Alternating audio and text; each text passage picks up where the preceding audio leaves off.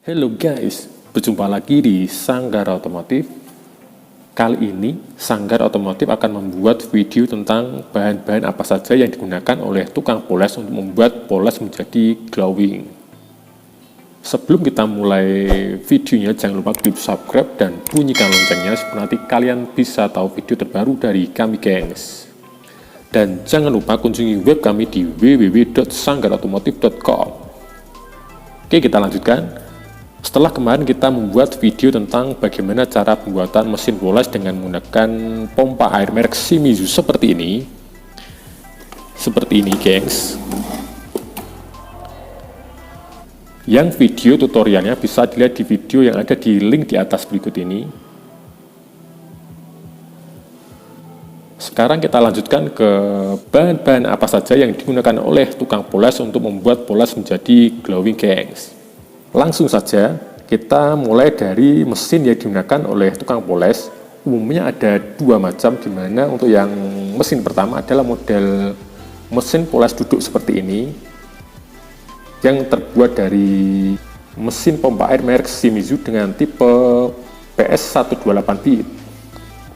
Alat ini dia digunakan untuk pemolesan pada bagian yang datar, dan apabila kita menemui benda yang akan kita poles dia membentuk lekukan dan di bagian celah-celah sempit, kita bisa menggunakan alat seperti ini, guys. Nah, seperti ini. Ini adalah bur tuner dengan merek Freedom. Untuk harga ini adalah kisaran 650.000. Kita lihat lebih teliti tentang alat ini. Jadi kalau kita membeli bur Freedom dengan harga 650.000 ini, kita akan dapat alat seperti ini, bur tuner yang sudah dilengkapi dengan kabel tunernya seperti ini, merek Freedom. Kemudian di sini ada keterangan yaitu maksimal RPM-nya adalah 20.000 dengan model FR8001, dilengkapi dengan kabel tuner seperti ini. Kemudian ada pijakan gas seperti ini. Ini digunakan untuk mengatur RPM dari bur Freedom ini. Untuk cara mengaturnya hampir sama dengan kalau kita mengendarai mobil, dimana ketika kita menekan pedalnya semakin dalam, maka dia putaran RPM-nya akan semakin tinggi. Dan apabila kita menginjak sedikit, maka dia putaran RPM menjadi pelan, gengs. Kemudian kita juga dapat kepala tuner yang seperti ini. Kita coba buka dulu. Jadi kalau kita beli sudah dapat satu paket, gengs. Nah, seperti ini. Bentuknya lumayan bagus dan kokoh.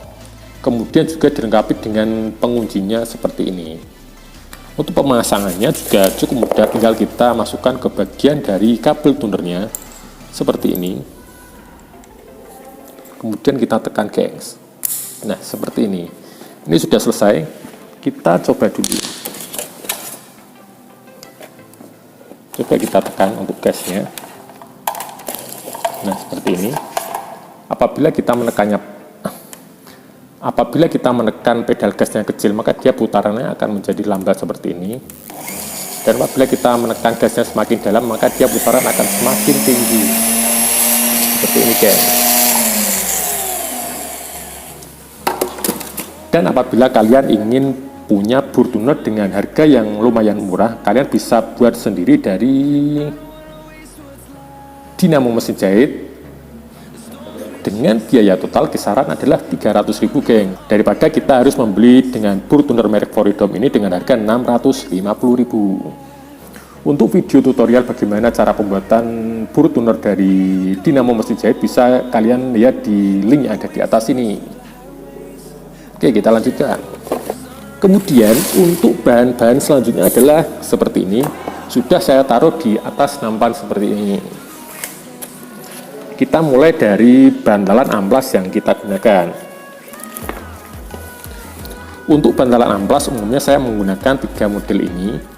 Untuk yang model bulat seperti ini biasa saya gunakan untuk mengamplas atau memoles pada bagian yang berbentuk sirip-sirip, semisal pada bagian sirip-sirip dari blok silinder dan kepala silinder.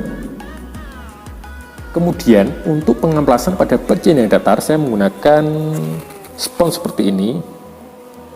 Amplas dengan bantal amplas yang kecil, kemudian nanti untuk bantal amplas dengan ukuran yang lebih besar saya menggunakan bantalan amplas seperti ini. Ini bisa kalian dapatkan di toko online, gengs. Kemudian untuk jenis kain polesnya saya menggunakan dua model seperti ini. Kain poles yang terbuat dari jeans yang digunakan untuk pemolesan tahap pertama, yang bertujuan untuk pemolesan tahap pertama, di mana untuk karakter dari kain poles ini dia bisa membantu menghilangkan gurisan-gurisan kasar sisa dari pengamplasan. Kemudian untuk kain poles untuk tahap yang kedua, saya menggunakan kain poles yang terbuat dari katun seperti ini, guys. Dia teksturnya lebih lembut daripada yang terbuat dari kain jeans seperti ini. Kain poles yang terbuat dari katun ini dia digunakan untuk pemolesan tahap kedua supaya nanti dia bisa menghasilkan pemolesan yang glowing. Umumnya untuk kain polesnya, untuk yang model katun ada dua macam seperti ini, yaitu yang satu model tipis untuk pada bagian sirip-sirip atau lekukan tipis. Kemudian untuk bagian-bagian yang datar saya menggunakan bantalan amplas yang terbuat dari katun dengan ketebalan yang sekitar 8 sampai 10 mm.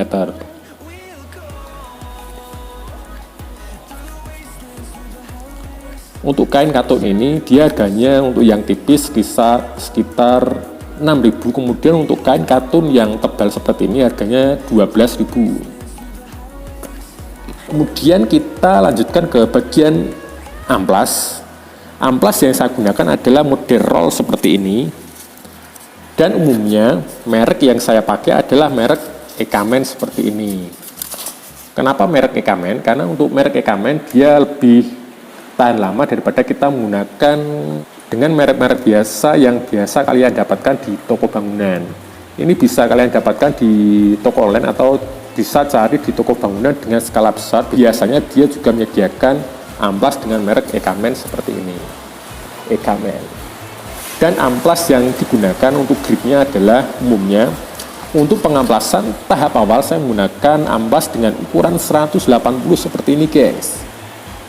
Kemudian untuk pengamplasan tahap kedua saya menggunakan amplas dengan grip 400 seperti ini.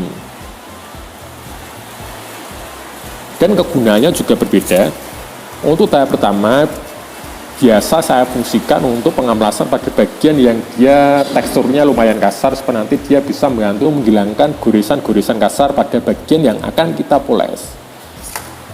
Dan di amplas yang ukuran 400 ini saya gunakan untuk pengamplasan tahap kedua atau pengamplasan finishing sebelum nanti kita lanjut ke bagian pemolesan, sehingga nanti dia bisa menghasilkan amplasan yang lebih halus.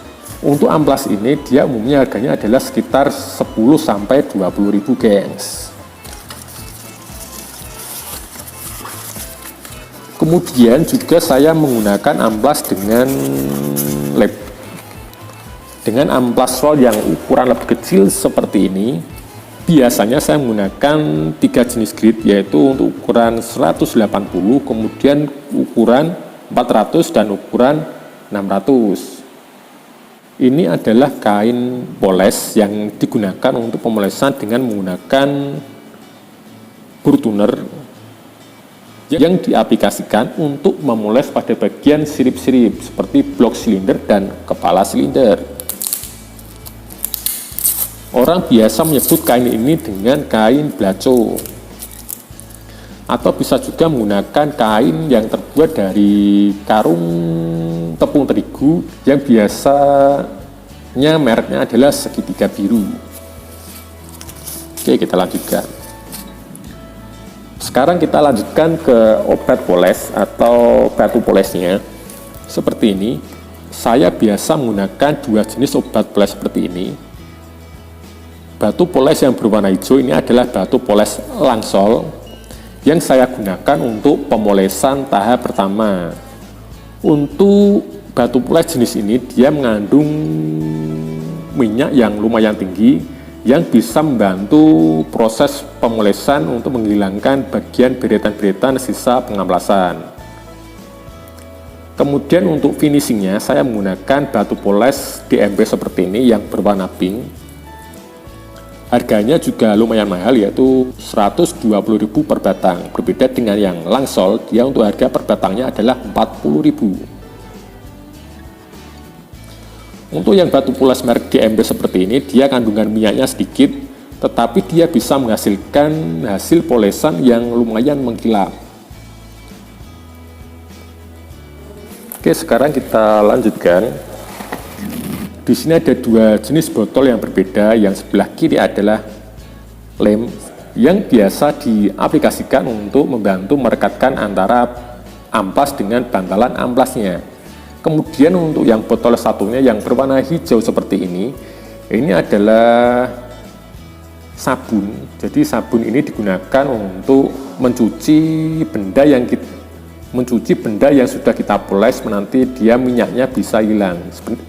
Sebenarnya kita juga bisa menggunakan Sunlight atau merek-merek yang lainnya.